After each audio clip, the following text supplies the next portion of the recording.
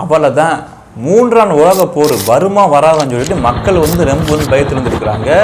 இதில் கண்டிப்பாக கேட்பீங்க, ஏன்டா மூன்றாம் உலக அந்த உலக போர் வந்தால் என்ன வராமல் இருந்தால் உனக்கெல்லாம் கேள்வி கேட்பீங்க. ஆனாங்க மூன்றாம் உலக போர் வந்தாலுமே இதில் அதிகமாக பாதிக்கும் யார் தெரியுமா?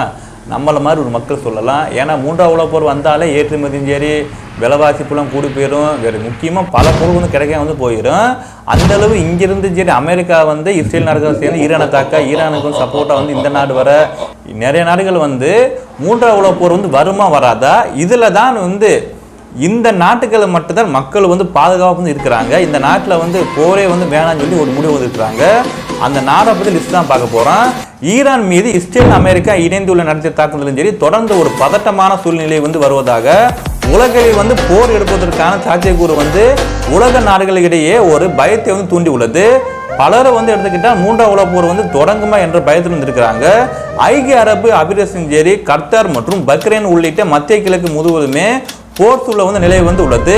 இந்த தொடர் ஒரு தாக்குதல தான் ஒருவேளை மூன்றாம் உலக போர் தொடங்கினால் கோடிக்கணக்கான மக்களின் பாதுகாப்பும் சரி அவங்களோட வாழ்வாதாரம் சரி கண்டிப்பாக ரொம்ப பாதிக்கும் ஒரு கேள்விக்குறியாக உள்ளது. சிலரின் ஒரு அதிகார வெறி தான் பல கோடி மக்களின் உயிரின் சரி வாழ்வாதாரத்தின் சரி ஆபத்து தள்ளி உள்ளது. அடுத்த வருடமாக தான் மூன்றாம் உலக போர் வெடித்தாலுமே சில நாடுகளில் மக்கள் ஒரு பத்திரமா இருப்பாங்க. ஏன்னா இந்த நாட்டு மேல குண்டே விழுகாது, அந்த அளவு சேஃப்டி இருப்பாங்க. அதுல தான் நம்பர் 1 அண்டார்டிகா நாடு தான். அண்டார்டிகாவில் தான் புவியியல் சூழல் அணு ஆயுத போரின் போது தான் பாதுகாப்பு இடமா அதை ஒன்றாக மாறி உள்ளது. ஏனென்றால் அண்டார்டிகாவில் தான் அணு ஆயுத சக்தியில் இருந்து அதிக தூரம் உள்ளது. அதன் 14,000 மில்லியன் கிலோமீட்டர் பரப்பளவில் மக்கள் பாதுகாப்பாக வாழ பரந்த அளவிலான இடத்தை வழங்கி உள்ளது. இருப்பிலும் தான் கடுமையான பனிச்சூழல் மக்கள் உயிர் வாழ்வதற்கான ஒரு சவாலாக இருக்கலாம். Number 2 Iceland. மிகவும் அமைதியான மற்றும் மகிழ்ச்சியான நாடுகளில் ஒன்றாக தொடர்ந்து அடையப்படும் ஐஸ்லாந்து தான். இருவரை எந்த ஒரு போரும் ஒரு போர் பங்கேற்றது கிடையாது. அந்த நாடு அதன் தொலைதூர புவியியல் இருப்பிடம் இருந்து ஐரோப்பியாவில் வழக்கமான போரில் இருந்து அதே பாதுகாப்பான சூழலில் வைத்துள்ளது. இருப்பிலும் தான் அணு ஆயுத போரால் சிரியாவில் பாதிக்க ஏற்பட கூடும். அந்த அளவு பாதிக்காது, கொஞ்சம் லைட் பாதிக்கும். நம்பர் 3 தான் நியூசிலாந்து.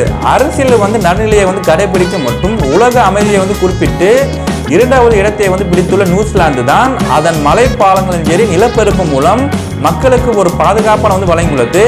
ரஷ்யாவுடன் மேற்கத்திய முதலில் இந்த நாடு பாதிக்க வாய்ப்பு இல்லை. இருப்பிலும் தான் அது உக்ரைனுக்கு நிதி ரீதியாக ஆதரவளித்து குறிப்பிட்டு உள்ளது.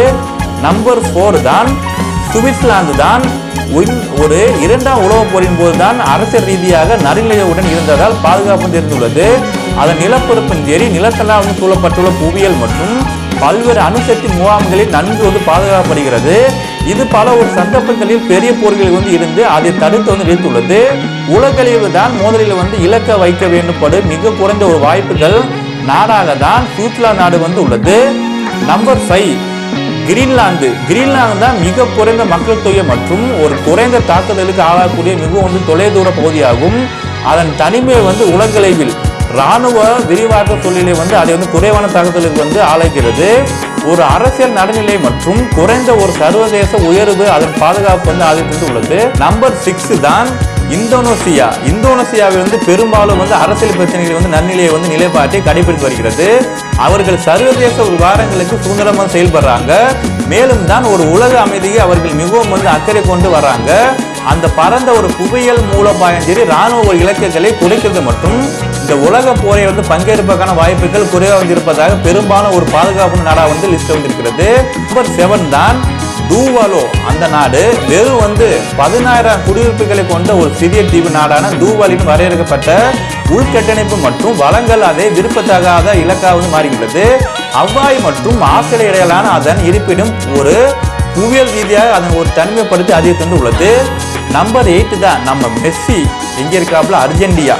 கோதுமை போன்ற பயிர்கள் நிறைந்த அர்ஜென்டினா உலகளவில் பஞ்சம் ஏற்பட்டாலும் கூட உணவுப் பொருட்கள் ஒரு 3ஆம் உலக போர் நிகழ்ந்தாலுமே மக்களுக்கு கண்டிப்பா உணவு கிடைக்கும். அந்த நாட்டில் கடந்த காலங்களில் தான் அது போரில் ஈடுபட்டிருந்தாலும் அதன் விவசாய வளங்கள் காரணமாக தான் இது ஒப்பிட்டளவில் பாதுகாப்பான ஒரு லிஸ்ட்ல இருக்கிறது. நம்பர் 8 தான் பூட்டான் நாட்டு. 1971ஆம் ஆண்டு தான் நடுநிலையை அறிவித்துள்ளது. பூட்டான் அதன் மலைப்பாலங்களின் நிலப்பரப்பு மற்றும் நிலத்தினால் சூழப்பட்டுள்ள புவியியல் ஆகியவற்றின் ஒரு பாதுகாக்கப்பட்ட வருகிறது.